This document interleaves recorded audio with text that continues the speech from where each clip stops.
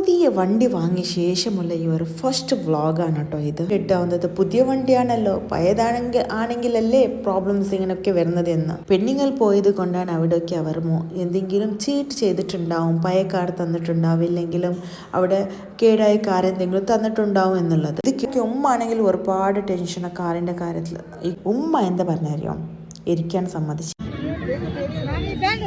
ഈ വണ്ടി വാങ്ങിയ ശേഷമുള്ള ഈ ഒരു ഫസ്റ്റ് വ്ളോഗാണ് കേട്ടോ ഇത്. ഇന്ന് നമ്മൾ പുതിയ വണ്ടിയായിട്ട് പോകാൻ ഉദ്ദേശിക്കുന്ന പ്ലേസ് ഏതൊക്കെയാണെന്ന് ഷെയർ ചെയ്യണമെന്ന് ഒരുപാട് ആഗ്രഹം ഉണ്ടായിരുന്നു. ശരിക്കും നസർ ഉണ്ടോ എന്ന് ഇന്ന് എൻ്റെ വ്ളോഗിൽ മനസ്സിലാവും.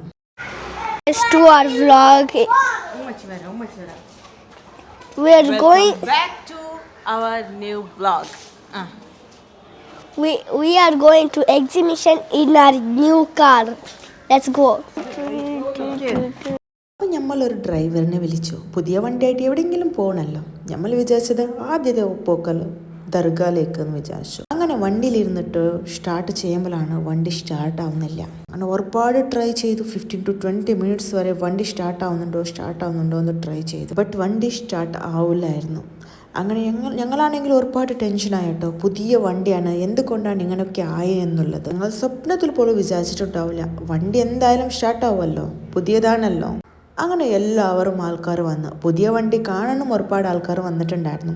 സ്റ്റാർട്ട് ആവാത്ത സമയം നോക്കിയിട്ട് എല്ലാവരും വന്ന് നോക്കുന്നുണ്ടായിരുന്നു, എന്തുകൊണ്ടാണ് പുതിയ വണ്ടി ഇങ്ങനെ ആയത് എന്നുള്ളത്. അങ്ങനെ അവിടെയുള്ള അയൽവാസി ആൾക്കാർ പറഞ്ഞു ഇത് ബാറ്ററി ഡെഡ് ആയതാണ് എന്നുള്ളത്. അതിലേക്ക് എനിക്ക് ഒരുപാട് ടെൻഷനായി. എന്തുകൊണ്ടാണ് ബാറ്ററി ഡെഡ് ആവുന്നത്, പുതിയ വണ്ടിയാണല്ലോ, പഴയതാണെങ്കിലല്ലേ പ്രോബ്ലംസ് ഇങ്ങനെയൊക്കെ വരുന്നത് എന്ന്. അങ്ങനെ ടെസ്റ്റ് ചെയ്തിട്ട് പെട്ടെന്ന് തന്നെ ഞങ്ങൾ കാർ ഡീലറിനാണ് കോൾ വിളിച്ചത്. അപ്പോൾ കാർ ഡീലർ ആദ്യം പറഞ്ഞത് എന്തെങ്കിലും ലോക്ക് ആയിട്ടുണ്ടാവും, ഇല്ലെങ്കിൽ ഹാൻഡ് ബ്രേക്ക് എന്തെങ്കിലും പ്രശ്നം വന്നിട്ടുണ്ടാവും, അതായിരിക്കും കാർ സ്റ്റാർട്ട് ആവാത്തത് എന്ന്. കാർ ഡ്രൈവിംഗ് എക്സ്പെർട്ട് എല്ലാം വന്ന് നോക്കിയപ്പോൾ അവരൊക്കെ പറഞ്ഞത് ബാറ്ററി ഡെഡ് ആയിട്ടുണ്ട് എന്നുള്ളത്. അപ്പോഴും ഡീലറിനോട് ഫോൺ വിളിച്ച് പറഞ്ഞപ്പോൾ ഡീലർ പറയാണ് ഒരിക്കലും ചാൻസ് ഉണ്ടാവില്ല ബാറ്ററി ഡെഡ് ആവണം, എന്തെങ്കിലും കാറിന്റെ സ്വിച്ച് ഓൺ ആയിട്ടുണ്ടാവും എന്നുള്ളത്. അപ്പൊ ഞങ്ങൾ പറഞ്ഞത് സ്വിച്ച് ഓൺ ആവാനുള്ള ചാൻസസ് കുറവാണ്. ബിക്കോസ് എന്താന്ന് വെച്ചാൽ കാർ പാർക്ക് ചെയ്തത് കാർ ഷോറൂമിന്റെ ആൾക്കാരായിരുന്നു. കാരണം ഞമ്മൾക്ക് ഓട്ടോമാറ്റിക് ഡ്രൈവിംഗ് ആർക്കും അറിയില്ലായിരുന്നു. അങ്ങനെ ഞങ്ങൾ ഡീലറിനോട് സംസാരിച്ചപ്പോൾ ഡീലർ കസ്റ്റമർ കെയർക്ക് കോൾ വിളിക്കാൻ പറഞ്ഞു. അങ്ങനെ കസ്റ്റമർ കെയർക്ക് കോൾ വിളിച്ചു. അവിടെ ആണെങ്കിൽ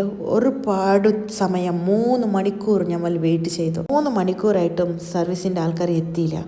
ഞങ്ങളൊക്കെ ടാറ്റ ചൂസ് ചെയ്തത് തന്നെ ഇതിലൊന്നും കംപ്ലയിൻസ് ഇല്ല. എല്ലാവരും പറയുന്നത് ടാറ്റ കാർ നല്ലതാണ്. അതിലും ഞങ്ങൾ കൂടുതലായിട്ട് നെക്സോൺ വാങ്ങുന്ന പകരം ടാറ്റ കർവ് ചൂസ് ചെയ്തത്. ഇതിൻ്റെ ഫീച്ചേഴ്സ് അടിപൊളിയായിരുന്നു. ആ സമയത്തൊക്കെ നെയ്ബേഴ്സൊക്കെ പറഞ്ഞത് ഞാനും ഉമ്മ പോയിട്ടാണ് കാർ ബുക്ക് ചെയ്തത്. പെണ്ണുങ്ങൾ പോയത് കൊണ്ടാണ് അവിടെയൊക്കെ അവർ എന്തെങ്കിലും ചീറ്റ് ചെയ്തിട്ടുണ്ടാവും, പഴയ കാർ തന്നിട്ടുണ്ടാവും, ഇല്ലെങ്കിലും അവിടെ കേടായ കാർ എന്തെങ്കിലും തന്നിട്ടുണ്ടാവും എന്നുള്ളത്. ഇത് കേട്ടപ്പോൾ എനിക്ക് ഭയങ്കര ദ്വേഷവും സങ്കടവും എല്ലാം ഒപ്പം ഉണ്ടായിരുന്നു. കാരണം നമ്മൾ അത്രയും ആഗ്രഹിച്ചിട്ട് എത്രയോ വർഷങ്ങൾ കാത്തിരുന്ന് വാങ്ങിയ ഒരു കാറായിരുന്നു. അവസാനം 3 hours കഴിഞ്ഞ ശേഷമാണ് ഈ ആൾക്കാർ വരുന്നത്. അതായത് ഇവർ ഷോറൂമിൻ്റെ ആൾക്കാരല്ല, നോർമലി ഇങ്ങനെ സൈറ്റിൽ അങ്ങനെ എന്തോ ആണ്. ആ ആൾക്കാർ വന്നിട്ട് ബാറ്ററിക്ക് എന്തോ പ്രൊസീജിയർ കാര്യങ്ങളൊക്കെ നടത്തുന്നുണ്ട്. എനിക്കതിൻ്റെ പേരൊക്കെ മറന്നിട്ടുണ്ട്. അതൊരു 1 to 2 hours ആണെങ്കിലും അങ്ങനെ അവരെന്തോ ഒരു ഹെയർ കൊടുക്കുകയാണ് ബാറ്ററിയിലേക്ക്. അങ്ങനെ കൊടുത്തിട്ട് അത് വീണ്ടും പിറ്റേ ദിവസം കാറിൻ്റെ ബാറ്ററി കാർ സ്റ്റാർട്ട് ആവുന്നില്ല. അങ്ങനെ ചെയ്തിട്ടും ഞങ്ങൾ വിചാരിച്ചതൊന്ന് ദർഗയിലേക്ക് പോയിട്ട് പിന്നെ ബീച്ചിൽ പോയിട്ട് അതിനുശേഷം ഞങ്ങൾ എക്സിബിഷൻ പോകണം എന്നുള്ളത്. കുട്ടികളാണെങ്കിൽ ഒരു തവണ അവരോട് പറഞ്ഞിട്ടുണ്ടായിരുന്നു ഞങ്ങൾ പോവും എന്നുള്ളത്. ഇനി എന്തായാലും അവർ ഇനി ബാക്കിലോട്ട് കാല് വയ്ക്കൂല വീട്ടിലേക്ക്. അങ്ങനെ ഞാൻ എൻ്റെ അമ്മാവനെ വിളിച്ചിട്ടുണ്ടായിരുന്നു ഡ്രൈവറായിട്ട്. പിന്നെ അമ്മാവൻ പറഞ്ഞു കുട്ടികൾ എന്തായാലും ഇന്ന് കേൾക്കില്ല, ഞമ്മക്ക് ഇന്ന് തന്നെ എക്സിബിഷനിക്ക് കൂട്ടിയിട്ട് ഒരു 1/2 മണിക്കൂർ അവിടെ അവരെ ടൈം സ്പെൻഡ് ചെയ്തിട്ട് വരാം എന്നുള്ളത്. നാട്ടിലെ എക്സിബിഷനൊക്കെ സ്റ്റാർട്ടായിട്ട് ഒരു 13 to 14 days ആയിട്ടുണ്ടായിരുന്നു. ഞങ്ങൾ പോണം എന്നൊക്കെ വിചാരിച്ച് ഉണ്ടായിരുന്നു. പക്ഷെ ഒരു വണ്ടി വന്ന ശേഷം ഞങ്ങൾ പ്ലാൻ ചെയ്യാന്നൊക്കെ വിചാരിച്ചത്. കാരണം നൈറ്റ് പോകണമല്ലോ എക്സിബിഷനൊക്കെ. അങ്ങനെ അമ്മ വന്നിട്ട് നമ്മൾ എക്സിബിഷനിലേക്ക് കൊണ്ടുപോയി. ഒരു സൈഡിൽ ഉമ്മക്കാണെങ്കിൽ ആകെ മൂഡ് ഓഫായിരുന്നു. കാരണം വണ്ടിൻ്റെ അവർ പുതിയ ആഗ്രഹിച്ച് വാങ്ങിയ ഒരു വണ്ടിൻ്റെ ബാറ്ററി ഇങ്ങനെ ആയല്ലോ എന്നുള്ളത്. പക്ഷെ പറയാൻ പറ്റില്ല, എവിടെയെങ്കിലും മിഡ് റോഡിൽ ഇങ്ങനെ എവിടെയെങ്കിലും മിഡ് റോഡിൽ, അതായത് നമ്മൾ പകുതി വയൽ വെച്ചിട്ട് ഇങ്ങനെയൊക്കെ വണ്ടി പ്രോബ്ലം ആയിട്ട് വണ്ടി ബാറ്ററി സ്റ്റാർട്ടാവാതെ വണ്ടി ഒരു മിഡിൽ ഒരു വേല നിന്നു റോട്ടിൽ. പക്ഷെ നിന്ന ശേഷം അവർക്ക് സർവീസിൽ കോൾ വിളിച്ചിട്ട് 3 മണിക്കൂർ കഴിഞ്ഞിട്ട് വരാമെന്ന് പറയുമ്പോൾ അവർ സർവീസിൻ്റെ കാര്യം ആലോചിക്കുമ്പോഴാണ് നമുക്ക് ഒരുപാട് ടെൻഷനായത്. പഴയ കാറാണെങ്കിൽ പ്രശ്നമില്ല, നമ്മളത് സെക്കൻഡ് ഹാൻഡോ കാറൊക്കെ വാങ്ങുമ്പോൾ നമ്മളതൊക്കെ പ്രോബ്ലംസ് വരും എന്നുള്ളത് 100% നമ്മൾ ആക്സെപ്റ്റ് ചെയ്യുന്ന ഒരു കാര്യമാണ്. പക്ഷെ പുതിയ കാറൊക്കെ ഇങ്ങനെ വരുമ്പോൾ ഇങ്ങനെയൊക്കെ റിസ്ക് എടുക്കാൻ ആരും റെഡി ഉണ്ടാവില്ല. ഭയങ്കര സങ്കടമാവുന്ന കാര്യങ്ങളല്ലേ. ഉമ്മ ആണെങ്കിൽ ഒരുപാട് ടെൻഷൻ കാറിൻ്റെ കാര്യത്തിൽ. ഈ എക്സിബിഷനിക്ക് വരാനും ഉമ്മക്ക് മൂടേ ഇല്ല. ഇനി അനിയനാണെങ്കിലും എന്നെ ഫോൺ വിളിച്ച് എന്നെ ഒരുപാടിട്ട് ടെൻഷൻ തരായിരുന്നു. സത്യം പറഞ്ഞാൽ ഇന്ന് ഞങ്ങൾ വന്നിട്ടുള്ളത് ഈ എക്സിബിഷനിൽ കുട്ടികൾക്ക് വേണ്ടി മാത്രമായിരുന്നു. നമ്മൾക്കൊരു എൻജോയ് ചെയ്യാനോ പറ്റിയിട്ടില്ലായിരുന്നു. കാരണം മനസ്സിൻ്റെ ഉള്ളിൽ അത്രയും ഒരു ടെൻഷനായിരുന്നു. ടെൻഷൻ്റെ കാട്ട് സങ്കടം കൂടിയായിരുന്നു. 4 ഷോറൂമിൻ്റെ ആൾക്കാർ വന്നിട്ട് ഈ കാറ് കൊണ്ടുപോയ ശേഷം അവിടെ ഷോറൂമിൽ വെച്ച് ചെക്ക് ചെയ്തിട്ട് അയച്ചു തരാമെന്നൊക്കെ പറഞ്ഞിട്ടുണ്ടായിരുന്നു. അതൊക്കെ പോട്ടെ, ഇന്ന് നമ്മൾ എക്സിബിഷൻ്റെ കാര്യം. അപ്പോൾ നമ്മളുടെ എൻട്രൻസ് ഫീസൊക്കെ 60 റുപ്പീസ് കൊടുക്കണമായിരുന്നു കേട്ടോ. അപ്പോൾ 5 ആളുണ്ടായിരുന്നു. 60 റുപ്പീസ് എൻട്രൻസ് ഫീസ് കൊടുത്ത് ഞങ്ങൾ ഉള്ളിലേക്ക് പോയി. എവറി ഇയർ ഇവിടെ എക്സിബിഷൻ നടക്കുന്നതാണ്. എവറി ഇയറും ഞാനുള്ള ഒരു 3 ഇയേഴ്സ് ആയി ഞാൻ മാംഗ്ലൂരിൽ സെറ്റിലായിട്ട്. 3 ഇയേഴ്സിൽ ഞാൻ ഇവിടെ വരാറുണ്ട്. പക്ഷേ എപ്പോഴെങ്കിലും ഒരു ഡേയ്സ് ആണ് കേട്ടോ. 1 മന്ത് വരെ ഇവിടെ എക്സിബിഷൻ നടക്കുന്നുണ്ട്. പക്ഷേ ഞാൻ വരുന്നത് ഒരു ദിവസം മാത്രമാണ്. പക്ഷേ ഇവിടെ വന്നാൽ കുട്ടികൾ നല്ലോണം എൻജോയ് ചെയ്യും. പക്ഷേ ഈ പ്രാവശ്യം അവർക്ക് എൻജോയ് ചെയ്യാൻ പറ്റിയിട്ടില്ല. കാരണം ഒരു അരമണിക്കൂർ ഇവിടെ ടൈം സ്പെൻഡ് ചെയ്യാന്ന് പറയുമ്പോൾ ഒന്നും അല്ല കേട്ടോ. ഇവിടുത്തെ ഡെക്കറേഷൻസ് ഒക്കെ പറയുന്ന വേണ്ടല്ലോ, കാണുന്നുണ്ടല്ലേ, ഡിഫറെൻ്റ് ആയിട്ട് ചെയ്തിട്ടുണ്ടായിരുന്നു. ഇതിൻ്റെ ഉള്ളിൽ വന്ന ശേഷം ഏതോ ഒരു പാലസിൽ പോയി ആ ഒരു ഫീൽ ഉണ്ടായിരുന്നു. ശരിക്കും നമ്മൾ ഏതോ ഒരു ദുബായിക്കോ അങ്ങനെയുള്ള പോയൊരു ഫീലാണ് കേട്ടോ. അങ്ങനെയൊക്കെ അവർ പ്രിപ്പയർ ചെയ്തിട്ടുണ്ടായിരുന്നു. ഉള്ളിൽ കാണാൻ തന്നെ ഭയങ്കര രസമാണ്. സോ അതിനെ ആസ്വദിക്കാൻ നമ്മളെ കൊണ്ട് പറ്റിയിട്ടില്ലായിരുന്നു. കാരണം നമ്മളെ മൈൻഡിൽ അറിയാമല്ലോ, പറയണമെന്നില്ലല്ലോ, വേറെ എന്തോ ആണ്. പക്ഷെ ഇവിടെ വന്ന് ജസ്റ്റ് ഒരു ഫേക്ക് സ്മൈൽ മാത്രമേ നമ്മളെ ഫേസിൽ ഉണ്ടായിട്ടുള്ളൂ. പക്ഷെ ഒരു വീഡിയോ ആയിക്കോട്ടെ എന്ന് വിചാരിച്ചിട്ടാണ് ഞാൻ വീഡിയോ എടുത്തുകൊണ്ടിരിക്കുന്നതായിരുന്നു. പക്ഷെ ഉമ്മ ആണെങ്കിലും എനിക്ക് വീഡിയോ എടുക്കുന്ന സമയത്ത് ഭയങ്കര ചീത്തായിരുന്നു. എന്താ നീ ഫോൺ വിളിക്കാത്ത, എന്തായി അങ്ങനെ ഇങ്ങനെ എന്നൊക്കെ പറഞ്ഞിട്ട് ഉമ്മാനെ ഇങ്ങനെ സമാധാനപ്പെടുത്തി അതങ്ങനെ പ്രശ്നം ഉണ്ടാവില്ല, പുതിയതല്ലേ, അങ്ങനൊന്നും ആവില്ല, അങ്ങനെയൊക്കെ പറഞ്ഞിട്ട് ഇവിടേക്ക് ഉമ്മാൻ്റെ കൺവിൻസ് ചെയ്യുന്നത് തന്നെ എൻ്റെ പാട്. അതിൻ്റെ ഇടയിൽ കൂടിയാണ് കുട്ടികൾ ഓരോന്ന് കാര്യങ്ങൾ ചോദിക്കുന്നത്. എനിക്കാണെങ്കിൽ കുട്ടികൾ എന്ത് ചോദിക്കുന്നത് പോലും എൻ്റെ മൈൻഡിൽ പോകാറില്ലായിരുന്നു. കാരണം ഉമ്മാൻ്റെ ടെൻഷൻ കാണുമ്പോൾ എനിക്ക് ഉള്ളിൽ ഒരുപാട് ടെൻഷൻ ഉണ്ടായിരുന്നു. പക്ഷെ എനിക്കത് കാണിക്കാൻ പറ്റുന്നില്ലായിരുന്നു. ഞാൻ ഒരുപാട് ടെൻഷൻ ആയാലും അത് അതിൻ്റെ കൂടുതൽ ഉമ്മ ടെൻഷനായി പോകും. പക്ഷെ വണ്ടി വാങ്ങണം എന്നുള്ളത് എൻ്റെ ആഗ്രഹം. ആൻഡ് ഒരുപാട് ദിവസങ്ങൾ ഓരോരോ ഡേയ്സ് എണ്ണി കാത്തിരുന്നത് എൻ്റെ ഉമ്മയാണ് കേട്ടോ. ഒരുപാട് വർഷത്തെ ആഗ്രഹമാണ് വീട്ടിൽ ഒരു വണ്ടി വേണം എന്നുള്ളത്. അങ്ങനെ ഞങ്ങളാണ് ആ വണ്ടി കേടായ സമയത്തിലാണ് ഞമ്മൾ അമ്മമ്മേൻ്റെ വണ്ടിയിൽ തന്നെ ഇവർ എക്സിബിഷനിൽ എത്തിയിട്ടുള്ളത്.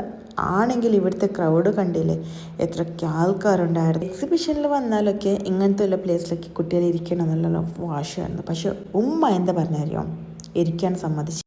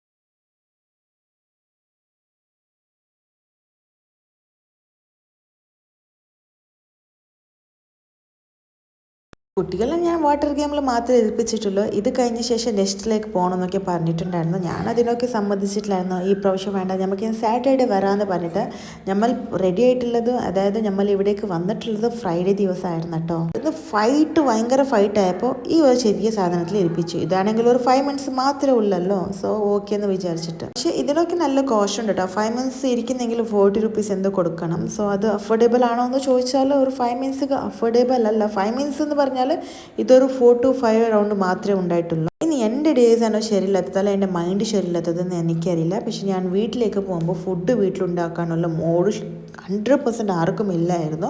അപ്പോൾ എന്തായാലും ഇന്ന് ഇവിടെ തന്നെ ഫുഡ് കഴിച്ചിട്ട് പോകാമെന്ന് വിചാരിച്ചിട്ടാണ് ഫാസ്റ്റ് ഫുഡ് ഞാൻ ഓർഡർ ചെയ്തത്. ഫാസ്റ്റ് ഫുഡാണെങ്കിൽ കിട്ടുമ്പോൾ ഒരുപാട് ടൈം എടുത്തു. എനിക്കാണെങ്കിൽ എല്ലാം പെട്ടെന്ന് വീട്ടിലേക്ക് പോകണം എന്നുള്ളൊരു ആഗ്രഹം എന്ന് പറഞ്ഞാൽ എനിക്ക് ടെൻഷൻ എടുത്താൽ പെട്ടെന്നൊന്ന് ഇറങ്ങിയാൽ മാത്രമേ കുറച്ച് മൈൻഡ് റിലാക്സ് ആവുമല്ലോ, കാം ആവുമല്ലോ. കുട്ടികളെ വിചാരം നമ്മൾ ഫുഡൊക്കെ കഴിച്ച ശേഷം ഇതിലൊക്കെ ഇരിക്കുമെന്ന് വിചാരിച്ചിട്ട് അവർ എടുത്തു കൊടുത്ത ഫുഡ് വരെ മര്യാദയ്ക്ക് കഴിക്കാതെ ഇനി റൗണ്ട് തിരിയുന്ന സാധനത്തിൽ ഇവർ ഇരിപ്പിക്കുമെന്നുള്ളൊരു വിചാരമായിരുന്നു. വീട്ടിലേക്ക് പോകാനോ ഇവരെങ്ങനെ ശരിയാക്കണമെന്ന് വിചാരിക്കുമ്പോഴാണ് ബ്ലൂ സോഡ വാങ്ങി കൊടുക്കാമെന്ന് വിചാരിച്ചു. 10 മിനിറ്റ് ആകുമ്പോൾ ഇനി ഇവിടെ നിൽക്കണമെന്ന് പറഞ്ഞുമ്പോൾ 2 കുട്ടികളെ വലിച്ചു പോകുന്ന സീൻ കണ്ടില്ലേ. Thank you all, by.